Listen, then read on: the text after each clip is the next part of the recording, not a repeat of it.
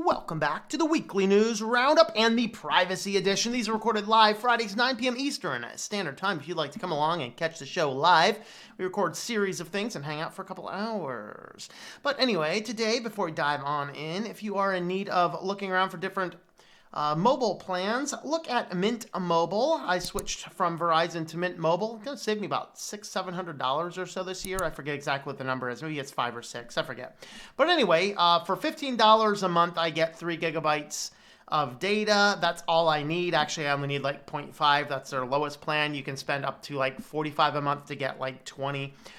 Pretty good responses. They do use T-Mobile towers, so make sure that T-Mobile functions in your area. Head on over to Mint Mobile, use my link there, and that will help support the channel. So let's dive on into the news for the day. Would you like some free games on the Epic Game Stores? Well, that now requires two-factor authentication. Now, there's some positives, there's some negatives. I'm always telling people, always, do not ever use SMS for any type of two-factor authentication. It is horribly insecure. It is risking hacking into your systems. It's too easy to steal your phone number. You should never use a phone number for two-factor authentication. Now, you could use a authenticator app on your phone. That would be a fine thing if you're going to do that. I don't prefer that method either because I don't like to lock anything to my phone. My phone is completely disconnected from everything else in my life. And so alternate emails are what I'll use.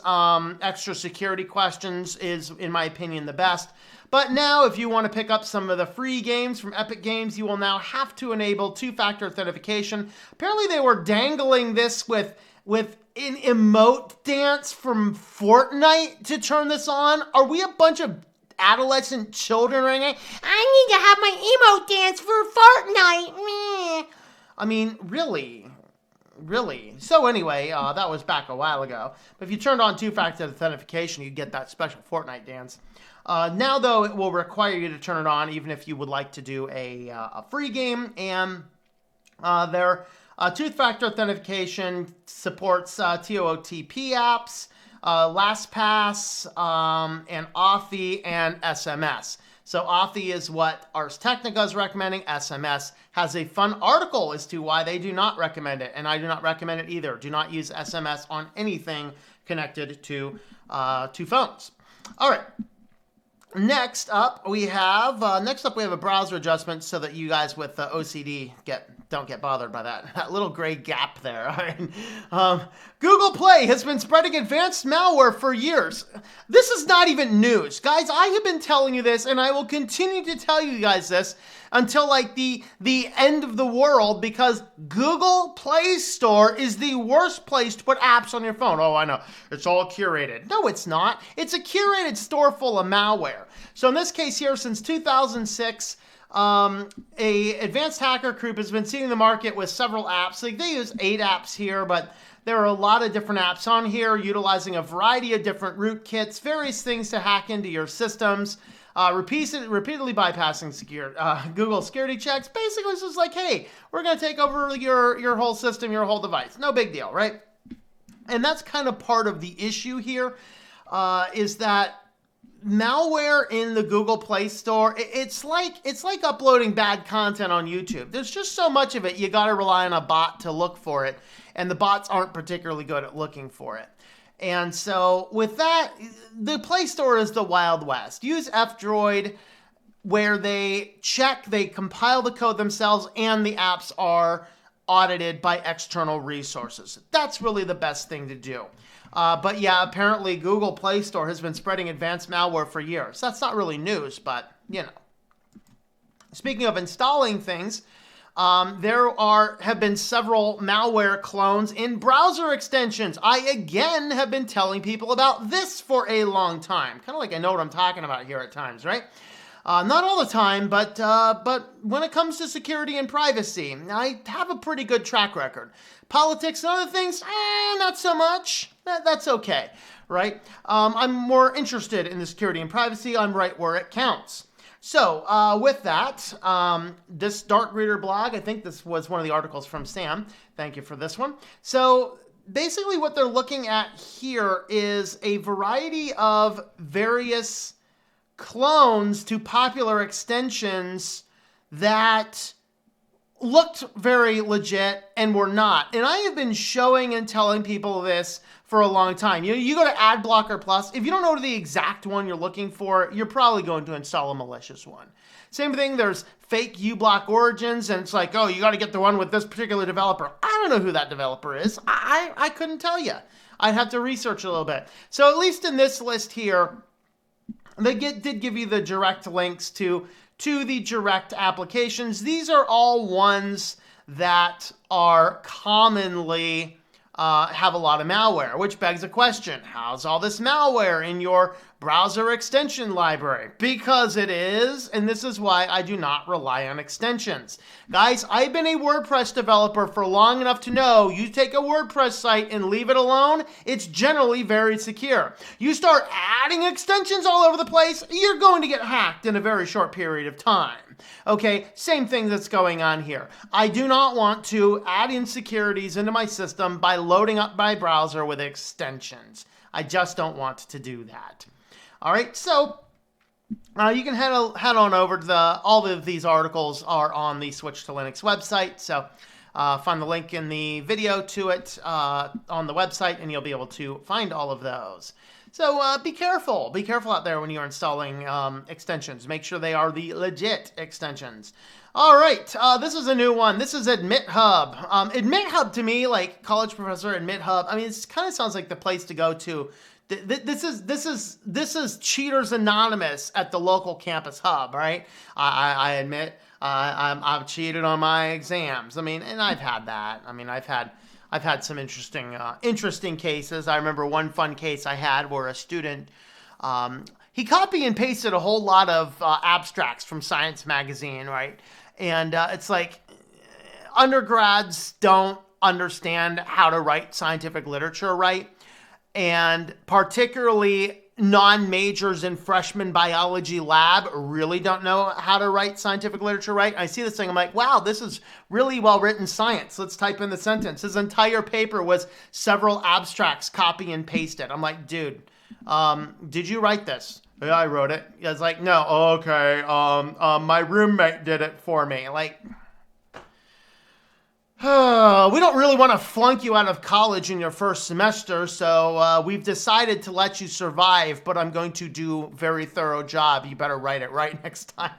But anyway, that's not what AdmitHub does. AdmitHub is a common application with AI assistance that will allow you to apply up to 900 institutions of higher education at a time. Oh my God. I don't even want to think about the potential consequences of spreading your personal data to 900 separate institutions. Do you realize every one of these institutions is selling your information to every credit card company that they have deals with, all the local businesses? You use this thing and like, I'm going to increase my odds. I'm going to apply to 900 universities. I got news for you, young man, young woman. If you have to apply to 900 universities to get in, go to trade school. You don't belong in college. You don't belong in college at all. No, you don't belong in college. If you have to apply to 900 universities, you've got no business going to college. My lands, pick your 3 universities, send out the information to those, and don't be giving every bit of your information to an AI device that's going to be spreading it out to 900 institutions that are the most data-hungry scum in the face of the planet. So, yeah, roughly 20,000 students have used the Common App to apply. Schools and the university will get real-time guidance and reminders through the enrollment process at AdmitHub, along with personalized coaching through the College Advising Corps. They'll receive 2 or 3 messages each week from the chatbot. Oh, God. Oh, God, the chatbot's coming. You're going to be like, I can't get the chatbot to go away. And that's what's going to happen. It's going to be crazy. Coverage will include guidance for applying to the FAFSA, the scholarships, choosing the college, and getting support during the curriculum vitae pandemic. If a student has specific needs, he or she can ask Ollie, whatever, for help via text and receive a response by text.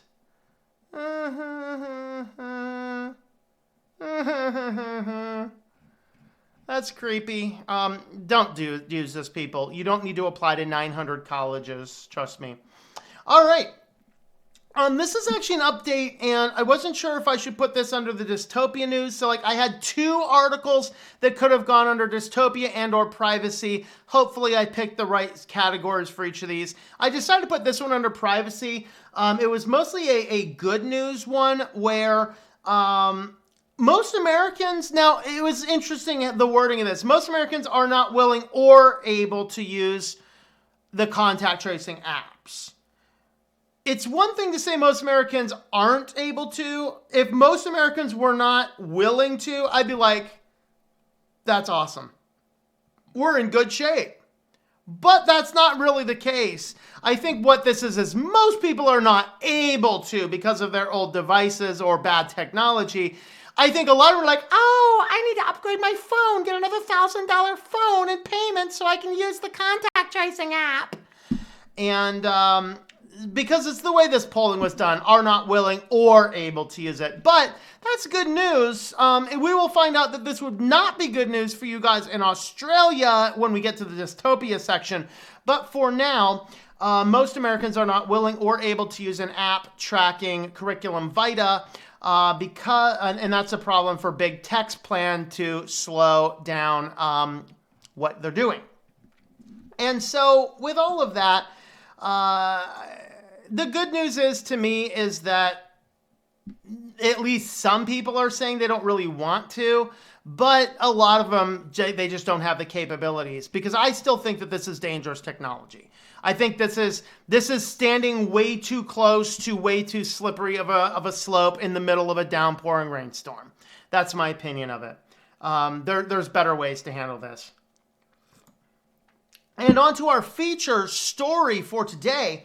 Now, this is billed out as Quibi, and the reason Quibi is singled out here, in my opinion, is it's one of the fastest growing apps that has the most attention pointed to it right now. In the reality, this was like every company except there were 3 companies they singled out that did a good job. One of those was actually MailChimp, which totally surprised me because I'm dumping MailChimp in my authoring business stuff.